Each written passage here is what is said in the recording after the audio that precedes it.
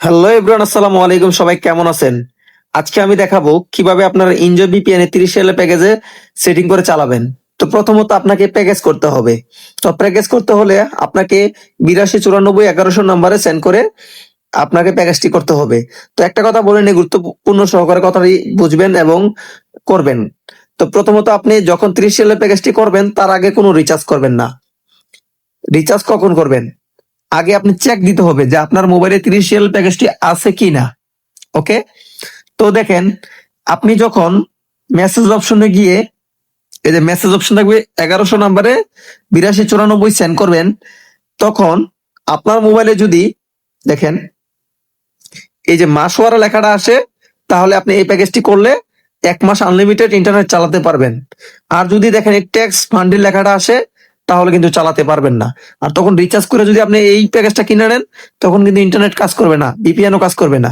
তো আপনারা রিচার্জের আগে আপনারা চেক করবেন, যদি আপনাদেরকে বলে মাসোয়ারা প্যাকেজের জন্য রিচার্জ করার জন্য, তখন রিচার্জটা করে নিবেন, করে মাসোয়ারা প্যাকেজটা কিনে নিবেন।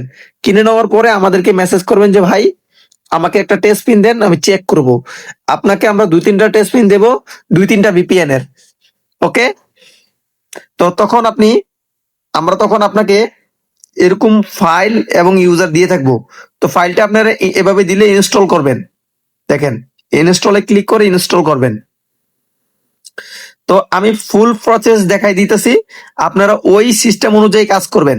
ঠিক আছে, তখন আপনার ইন্টারনেট 100% চলবে।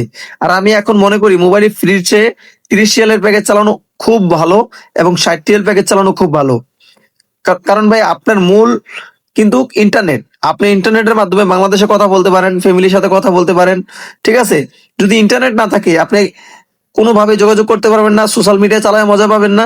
ঠিক আছে, তো এই জন্য অবশ্যই ইন্টারনেটটা ভালো প্রয়োজন, আর ভালো ভিপিএন এর প্রয়োজন। তো এটা ইনস্টল হয়ে যাচ্ছে, তো আমি দেখাচ্ছি, দেখি এখানে হয় কিনা। এই যে হয়ে গেছে। এখন আমি এখানে ইউজার পাসওয়ার্ড দিয়ে লগ ইন করবো, অ্যালাউ দিয়ে দেবো, ওকে দিয়ে দিব। যেহেতু আমার আগের ইনস্টল ছিল একবার, এই জন্য এটাকে লগ আউট করতেছি।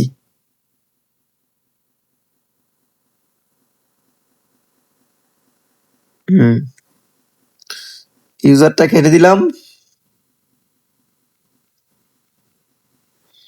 এই যে এখানে আমি যে ইউজারটি রাখছি সেই ইউজারটা ওইখানে বসাবো।